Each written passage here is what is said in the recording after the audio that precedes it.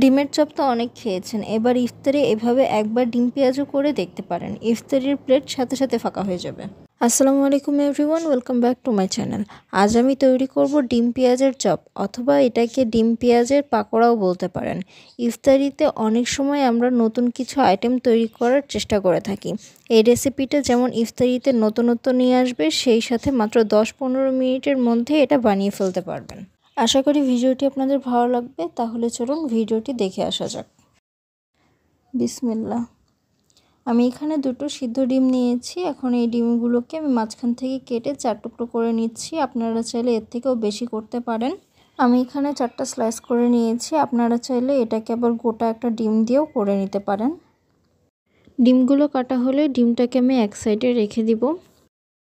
এখন আমি একটি বোলে দিয়ে দিচ্ছি 1.5 কাপ পরিমাণ পেঁয়াজ কুচি, সাথে দিয়ে দিচ্ছি 4-5টা কাঁচামরিচ কুচি, 1 চামচ মরিচের গুঁড়া দিয়ে দিব, 1/2 চামচ হলুদের গুঁড়া, 1 চামচ জিরার গুঁড়া, স্বাদ মতো লবণ দিয়ে দিব, আর 1 চামচ দিয়ে দিচ্ছি চাট মশলা দিয়ে এটাকে ভালোভাবে মাখিয়ে নিতে হবে।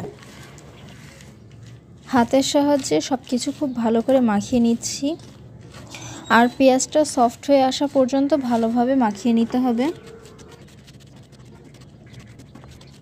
আমার মাখানো হয়ে গেছে, দেখুন পেঁয়াজটা কেমন সফট হয়ে এসেছে। এ পর্যায়ে এলে আমি এখানে দিয়ে দিচ্ছি বেসনটা আমি এখানে 1 কাপ দিয়েছি। দিয়ে এটাকে আবার কিছুক্ষণ আমি একটু ভালোভাবে মাখিয়ে নেব।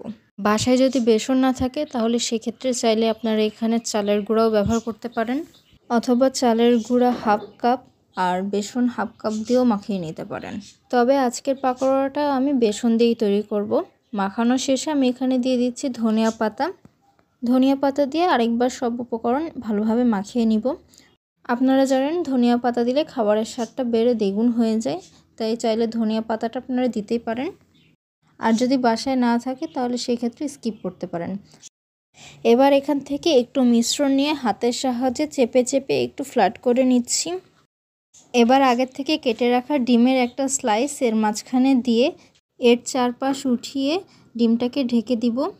ডিমটা ভিতরে থাকবে আর এর চারপাশ পেঁয়াজের মিশ্রণ দিয়ে পুরোটা কোটিং হবে।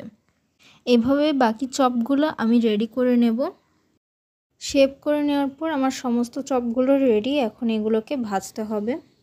ভাজার জন্য আমি একটি প্যানে তেল দিয়ে দিয়েছি। তেলটা একটু গরম হয়ে গেলে আমি চপগুলো এক এক করে দিয়ে দিচ্ছি।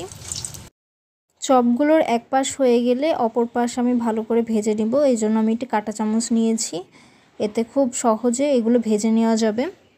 10-15 মিনিট ভালো করে ভেজে নেওয়ার পর দেখুন একটা সুন্দর ব্রাউন কালার চলে এসেছে। আমার চপগুলো ভাজা প্রায় শেষ। এখন এগুলো তেল ছাড়িয়ে আমি নামিয়ে পরিবেশন করে নেব। আমি একটি চপ নিয়ে আপনাদের দেখিয়ে দিচ্ছি এটা কতটা মুচমুচে হয়েছে। বিশ্বাস করেন, এই চপগুলো যদি আপনি ইফতারে একবার তৈরি করেন তাহলে সঙ্গে সঙ্গে ইফতারির প্লেট ফাঁকা হয়ে যাবে। শুধু ইফতারিতেই না, আমি অল টাইম সন্ধ্যা অথবা বিকালের নাস্তায় এটা তৈরি করে থাকি। আমার প্লেট কিন্তু সঙ্গে সঙ্গেই ফাঁকা হয়ে যায়। ইফতারিতে ঝটপট নতুনত্ব কিছু আনতে চাইলে এর বিকল্প আর কিছু হতেই পারে না। আশা করি ভিডিওটি আপনাদের ভালো লেগেছে। ভিডিওটি ভালো লাগলে অবশ্যই ভিডিওতে একটি লাইক করে দিবেন, কমেন্ট করে জানাবেন কেমন লাগলো। আর যারা আমার পেজটা ইউটিউব থেকে দেখছেন তারা অবশ্যই পেজটা সাবস্ক্রাইব করে দিবেন, আর যারা ফেসবুক থেকে দেখছেন তারা অবশ্যই পেজটা ফলো করে দিবেন। আজ এই পর্যন্ত। রমজানের অনেক অনেক শুভেচ্ছা রইল সবাইকে। ভালো থাকবেন, সুস্থ থাকবেন। আল্লাহ হাফেজ।